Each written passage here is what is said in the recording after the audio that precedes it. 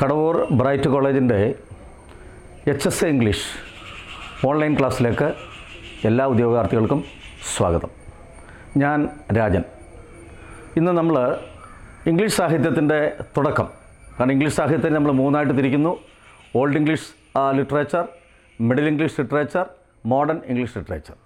അതിൽ ആദ്യത്തെ ഭാഗമായ ഓൾഡ് ഇംഗ്ലീഷ് ലിറ്ററേച്ചറിൽ നമ്മളിന്ന് തുടങ്ങിയാണ്. നമുക്ക് ഇംഗ്ലീഷ് സാഹിത്യത്തിൻ്റെ ഈ കാലഘട്ടത്തിൻ്റെ 3 പീരീഡായിട്ട് നമ്മൾ കൃത്യമായി തിരിക്കുന്നുണ്ട്. AD 450 മുതൽ 1100 വരെ ഓൾഡ് ഇംഗ്ലീഷ് പീരീഡ് എന്ന പേരിലാണ് അറിയപ്പെടുന്നത്.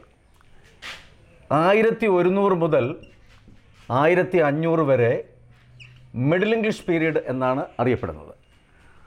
1500 മുതൽ ഇങ്ങോട്ട് മോഡേൺ ഇംഗ്ലീഷ് പീരീഡ് അങ്ങനെയാണ് അറിയുന്നത്. അപ്പോൾ നമ്മൾ ഇംഗ്ലീഷ് സാഹിത്യം പഠിക്കുമ്പോൾ നമ്മൾ ഈ ഏജ് വൈസായിട്ട് പഠിക്കുക, കാരണം നമ്മൾ പഠിക്കുന്ന ഓരോ കൃതിയും ഇതിലേതെങ്കിലും ഒരു കാലഘട്ടത്തിൽ വരുന്നതായിരിക്കും. അപ്പോൾ ആദ്യമായിട്ട് നമ്മൾ തുടങ്ങുന്നത് ഇംഗ്ലീഷിലെ ഓൾഡ് ഇംഗ്ലീഷ് സാഹിത്യത്തെക്കുറിച്ചാണ് നമ്മൾ പഠിക്കാൻ തുടങ്ങുന്നത്.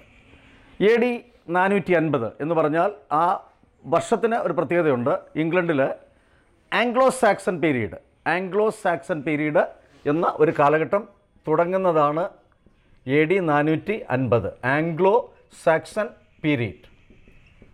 അപ്പോൾ അതുകൊണ്ട് നമ്മൾ ഈ സാഹിത്യത്തിനെ ആംഗ്ലോ സാക്സൺ സാഹിത്യം അല്ലെങ്കിൽ ഓൾഡ് ഇംഗ്ലീഷ് സാഹിത്യം എന്നാണ് അറിയുന്നത്.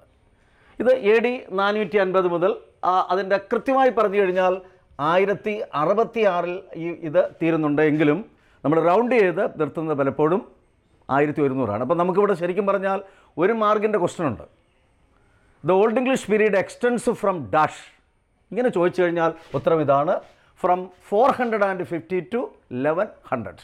450 മുതൽ 1100 വരെ ഉള്ള കാലഘട്ടത്തിലാണ് നമ്മൾ എന്ത് വിളിക്കുന്നത്? Old English period. ഈ കാലഘട്ടത്തിലെ തന്നെ അറിയപ്പെടുന്ന മറ്റൊരു പേരാണ് ആംഗ്ലോ സാക്സൺ പീരീഡ്.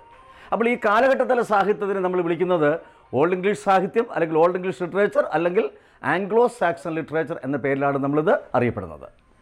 അപ്പം the period from 450 to 1100 is termed as dash Anglo Saxon period or old English period. ഒരു മാർക്കിൻ്റെ ചോദ്യമാണ്. The period from 450 to 1100 is termed as dash 1100 and dash.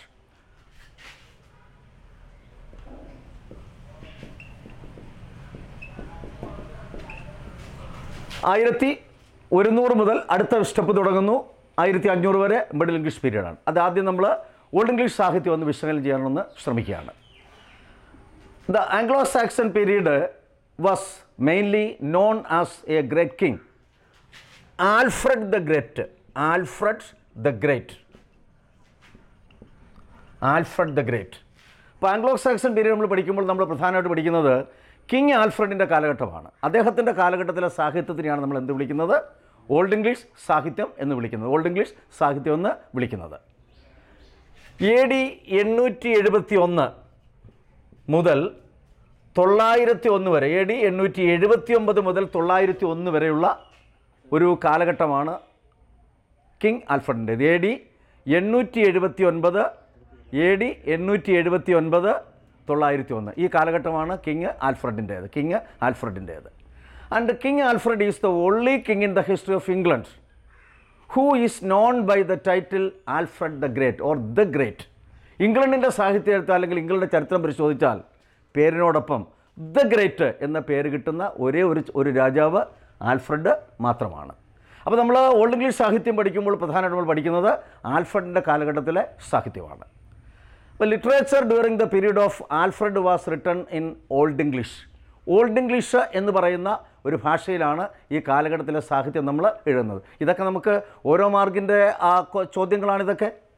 Literature during the period of king Alfred was written in dash language, Old English language. And as it is the beginning of English literature and language, Old English language and literature is known as the beginning of modern English literature. കാരണം English ഭാഷയുടെയും English സാഹിത്യത്തിൻ്റെയും തുടക്കം Old ഇംഗ്ലീഷിലായതുകൊണ്ട് തന്നെ നമ്മൾ പറയുന്നുണ്ട് ആധുനിക English സാഹിത്യം തുടങ്ങിയിരിക്കുന്നത് ഓൾഡ് ഇംഗ്ലീഷിലാണ് അല്ലെങ്കിൽ ആംഗ്ലോ സാക്സൺ പീരീഡിലാണ്. അപ്പോൾ ഇദ്ദേഹത്തിൻ്റെ ഭരണകാലഘട്ടത്തിൽ ഓൾഡ് ഇംഗ്ലീഷ് ആണെങ്കിലും അതിന് വ്യത്യസ്തമായ 4 വകഭേദങ്ങളുണ്ടായിരുന്നു. നമുക്ക് ആ വകഭേദങ്ങൾ ഏതൊക്കെയാണെന്നൊന്ന് നോക്കാം. ഇപ്പോൾ ആൽഫ്രഡിൻ്റെ കാലഘട്ടത്തിൽ ഉപയോഗിച്ചിരുന്ന ഭാഷ ആംഗ്ലോ സാക്സൺ ലാംഗ്വേജ്, അത് ഓൾഡ് ഇംഗ്ലീഷാണ്. ഓൾഡ് ഇംഗ്ലീഷ് ആണെങ്കിലും അതിന് 4 ഡയലക്റ്റുകൾ ഉണ്ടായിരുന്നു. ആ ഡയലക്റ്റുകൾ ഏതൊക്കെയാണെന്ന് നമുക്കൊന്ന് നോക്കാം. West Saxon dialect,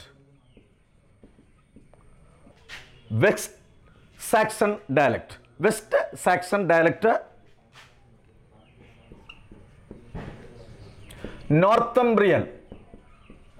Northumbrian dialect, Mercian Kentish. West Saxon dialect, Northumbrian dialect, Mercian dialect, Kentish dialect. ഈ 4 വ്യത്യസ്തമായ ഓൾഡ് ഇംഗ്ലീഷിൻ്റെ ഭാഷാരീതികൾ ആൽഫ്രഡിൻ്റെ കാലഘട്ടത്തിൽ നിലനിൽക്കുന്നുണ്ടായിരുന്നു. ഇതിൽ ഏറ്റവും കൂടുതൽ സാഹിത്യ ആവശ്യത്തിന് ഉപയോഗിച്ചിരുന്നത് വെസ്റ്റ് സാക്സൺ ഡയലക്റ്റാണ്. അതിൻ്റെ കാരണമെന്ന് പറഞ്ഞു കഴിഞ്ഞാൽ this dialect was used in the head quarters of the king വെസക്സ്. കാരണം കിങ് ആൽഫ്രഡിൻ്റെ ഭരണത്തിൻ്റെ സ്ഥിരാകേന്ദ്രം എന്നറിയപ്പെടുന്നത് വെസക്സ് എന്ന സ്ഥലമായിരുന്നു. വെസക്സിൽ ഉപയോഗിച്ചിരുന്ന ഭാഷ എന്ന് പറയുന്നത് വെസ്റ്റ് സാക്സൺ ഡയലക്റ്റ് ആയതുകൊണ്ട് ഈ കാലഘട്ടത്തിലെ സാഹിത്യ ആവശ്യത്തിന് ഉപയോഗിച്ചിരുന്ന ഭാഷ എന്ന് പറയുന്നത് വെസ്റ്റ് സാക്സൺ ഡയലക്റ്റാണ്. അപ്പം നമുക്ക് ഒരു ചോദ്യം ഇതാണ്: literature during the period of king Alfred was written in dash dialect, West Saxon dialect. ഒരു മാർക്കിൻ്റെ ചോദ്യമാണ്. Literature during the period of king Alfred or literature during the old English period was written in dash dialect, West Saxon dialect. അപ്പോൾ നമുക്കിതിലേക്ക് ഇനി സാഹിത്യത്തിൽ നമ്മൾ കടക്കുകയാണ് ചെയ്യുന്നത്. Like all other literature, poetry precedes prose in old English literature also. എല്ലാ സാഹിത്യത്തിലും സംഭവിക്കുന്നത് പോലെ തന്നെ ഗദ്യത്തിനേക്കാൾ മുൻപേ സാഹിത്യത്തിലേക്ക് വന്നത് പദ്യമാണ് വന്നത്. അതിനൊരു കാരണമുണ്ട്. കാരണം പറയുന്നത് the Anglo Saxons were a singing folk. പാട്ട് വളരെ കൂടുതൽ ഇഷ്ടപ്പെട്ടിരുന്ന ഒരു വിഭാഗമായിരുന്നു ആരെന്ന് പറയുന്നത് ഈ ആംഗ്ലോ സാക്സൺസ്. എന്ന് പറഞ്ഞാൽ no day was complete without the song of the minstrel. അവർ പറയുന്ന ഇതാണ്. മിനിസ്ട്രൽ എന്ന് പറഞ്ഞാൽ പാട്ടുകാരൻ അല്ലെങ്കിൽ കോർട്ട് സിംഗർ എന്നൊക്കെ പറയും. രാജസദസ്സിലെ പാട്ടുകാരെയാണ് സാധാരണ മിനിസ്ട്രൽ എന്ന് വിളിക്കുന്നത്. അപ്പോൾ ഈ മിനിസ്ട്രലിൻ്റെ പാട്ടില്ലാതെ അവരുടെ ജീവിതത്തിൻ്റെ ഒരു ദിവസം പോലും പൂർണ്ണമാകില്ലായിരുന്നു. അതാണ് പറയുന്നത്. എന്താണ്? No day was complete without the song of the minstrel. So poetry proceeds in prose during the Anglo Saxon or the old English period. കവിതയേക്കാൾ മുൻപേ നിലവിൽ വരുന്നത് ഏതാണ്? ഗദ്യത്തിനേക്കാൾ മുൻപേ വരുന്നത് കവിതയാണ്. അപ്പോൾ നമ്മൾ ഇനി പഠിക്കുന്നത് ഓൾഡ് ഇംഗ്ലീഷ് പോയട്രിയാണ്. The first extant poem in English is Beowulf. Beowulf. The first extant. Extant means extant എന്ന് വെച്ചാൽ വാക്കിൻ്റെ അർത്ഥം ഇന്നും കയ്യെഴുത്ത് പ്രതി അവശേഷിക്കുന്ന സാഹിത്യകൃതിയാണ് നമ്മൾ എന്ത് വിളിക്കുന്നത്? എക്സ്റ്റാൻറ്റ്. അപ്പോൾ Beowulf is the first extant poem in English. അപ്പോൾ നെക്സ്റ്റ് ക്വസ്റ്റ്യൻ ഇതാണ്. Dash is the first extant question in English? Beowulf. Then next point. Beowulf is the first epic in English. English കവിതയിലെ ആദ്യത്തെ ഇതിഹാസകൃതി എന്ന് വിശേഷിപ്പിക്കുന്നത് ബിയോവുൾഫാണ്. അപ്പോൾ നമ്മൾ 2 മാർക്കിനുള്ള 2 പോയിന്റുകൾ പറഞ്ഞു കഴിഞ്ഞു. The first extant poem in English, ഇന്നും കയ്യെഴുത്ത് പ്രതി അവശേഷിക്കുന്ന ഇംഗ്ലീഷിലെ ആദ്യത്തെ സാഹിത്യകൃതി ബിയോവുൾഫ്. അതുപോലെ the first epic in English, ഇംഗ്ലീഷിലെ ആദ്യത്തെ ഇതിഹാസകൃതി ബിയോവുൾഫ് ആണ്. And Beowulf is the story of a Germanic hero. Beowulf is the story of a Germanic hero. Beowulf എന്ന് പറയുന്ന ഈ കൃതി ബിയോവുൾഫ് എന്ന പേരിലുള്ള ഒരു ജർമാനിക് ഹീറോ, അല്ലെങ്കിൽ അദ്ദേഹത്തിന് മറ്റൊരു പേര് നമ്മൾ പറയും ഗീറ്റിഷ് ഹീറോ എന്ന് നമ്മൾ പറയുന്നത്. ഗീറ്റിഷ് ഹീറോ എന്ന് നമ്മൾ പറയാറുണ്ട്. ഇദ്ദേഹത്തിൻ്റെ സാഹസിക ജീവിതം ചിത്രീകരിക്കുന്ന ഒരു കൃതിയാണ് ഇത് ബിയോവുൾഫ്. അപ്പോൾ ബിയോവുൾഫ് എന്ന പേരുള്ള ഒരു ജർമാനിക് ഹീറോ അല്ലെങ്കിൽ ബിയോവുൾഫ് എന്ന പേരുള്ള ഒരു ഗീറ്റിഷ് ഹീറോയുടെ സാഹസിക ജീവിതം ചിത്രീകരിക്കുന്ന ഒരു കവിതയാണ് ഇത് Beowulf. The poem contains 3182 lines. അപ്പോൾ ഇതൊക്കെ നമുക്ക് ഓരോ മാർഗമുള്ള ചോദ്യങ്ങളാണ്. Beowulf is the first extant poem. Beowulf is the first epic in English. Beowulf is the adventurous story of Dash Beowulf, a Germanic hero or Geatish. Then Beowulf contains 3182 lines. Exact ആയിട്ട് പറഞ്ഞാൽ സാധാരണ നമ്മൾ പറയുന്നത് more than 3000 അങ്ങനെ പറയാറുള്ളൂ. പക്ഷേ കൃത്യമായി പറഞ്ഞാൽ 3182 വരികളുള്ള ഒരു കവിതയാണ് ഇത് Beowulf. And this poem is divided into 3 sections. അടുത്ത ക്വസ്റ്റ്യൻ ആണ്. Beowulf is divided into dash sections. 3 sections. Beowulf is divided into dash sections. 3 sections. ഇതിനെ 3 sections ആയിട്ട് നമ്മൾ ഡിവൈഡ് ചെയ്തിരിക്കുന്നു. And each section deals with an incident in the life of the hero. ഓരോ ഭാഗത്തും ഈ നായകനായ ബിയോവുൾഫിൻ്റെ ജീവിതത്തിലെ വളരെ പ്രധാനപ്പെട്ട ഓരോ സംഭവങ്ങളാണ് ഇതിൽ എന്ത് ചെയ്യുന്നത്, ചിത്രീകരിക്കുന്നത്. അതാണ് അതിൻ്റെ പ്രത്യേകത. അപ്പോൾ നമ്മളിപ്പോൾ ഇത്രയും പറഞ്ഞതിൽ നമുക്ക് ഏതാണ്ട് 5 or 6 മാർക്കിനുള്ള ചോദ്യങ്ങൾ വന്നു കഴിഞ്ഞിട്ടുണ്ട്. The first extant poem in English Beowulf.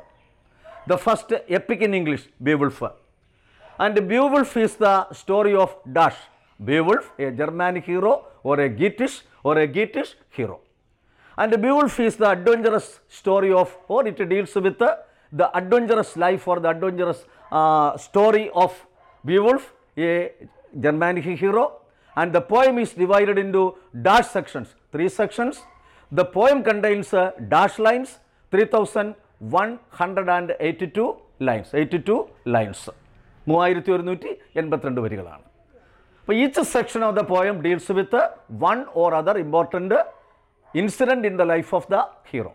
The first part deals with Beowulf fight with a monster Grendel, GRENDAL, Grendel. അപ്പോൾ ആദ്യത്തെ ഭാഗത്ത് ഗ്രendel എന്ന് പറയുന്ന ഒരു സീ മോൺസ്റ്റർ, ഒരു കടൽ ഭീകരൻ, കടലിൽ നിന്ന് വന്ന ഒരു വ്യാളിയുമായിട്ടുള്ള അദ്ദേഹത്തിൻ്റെ ഏറ്റുമുട്ടലാണ് ഒന്നാമത്തെ ഭാഗം. ദ ഫസ്റ്റ് പാർട്ട് ഓഫ്, ഒരു മാർക്കിനുള്ള ക്വസ്റ്റ്യൻ ആണ്. The first part of Beowulf with dash. The first part of Beowulf deals with Beowulf fight with Grendel, a sea monster. Grendel എന്നു പേരുള്ള ഒരു കടൽ ജീവിയുമായുള്ള അദ്ദേഹത്തിൻ്റെ ഏറ്റുമുട്ടലും അതിനെ അദ്ദേഹം കൊല്ലുന്നു. ഇതാണ് ഇതിൻ്റെ first part. The second part deals with the death of Grendel's mother, who came to take revenge on her son's death. രണ്ടാമത്തെ ഭാഗം എന്ന് പറയുന്നത് മകൻ്റെ മരണത്തിൽ പ്രതികാരം വീട്ടാൻ വരുന്ന ഗ്രendലിൻ്റെ അമ്മ, ഇവരുമായിട്ടുള്ള ഏറ്റുമുട്ടലും അവരെ വധിക്കുന്നു. ഇതാണ് മൂന്നാമത്തെ ഭാഗം. അപ്പോൾ ഇവിടെയൊക്കെ നമുക്ക് ഓരോ മാർക്കിനുള്ള ചോദ്യങ്ങളാണ്. The first part deals with dash, Beowulf fight with Grendel, a sea monster and its death. And the second part deals with dash, the death of Grendel's mother, who came to take revenge on her son's death. And the third part deals with the death, the consequent fight of Beowulf with a sea monster and his death. മൂന്നാമത്തെ ഭാഗം എന്ന് പറയുന്നത് ഏതാണ്ട് 50 വർഷക്കാലം ഇദ്ദേഹം ഗീറ്റ്സ് എന്ന് പറയുന്ന സ്ഥലം ഇദ്ദേഹം ഭരിക്കുന്നുണ്ട്. അവിടുത്തെ രാജാവായി കഴിഞ്ഞതിന് ശേഷം ഇദ്ദേഹത്തിൻ്റെ രാജ്യം ആക്രമിക്കാൻ വരുന്ന ഒരു ഭീകരജീവിയുമായുള്ള അദ്ദേഹത്തിൻ്റെ ഏറ്റുമുട്ടൽ, and he was fatally wounded and he died. അപ്പോൾ the third part deals with Beowulf's death and his funeral. അപ്പോൾ ഇതാണ് ഇതിൻ്റെ 3 ഭാഗം. അപ്പോൾ the first part deals with Beowulf's fight with Grendel and its death. The second part deals with the killing of Grendel's mother, who came to take revenge on her son's death.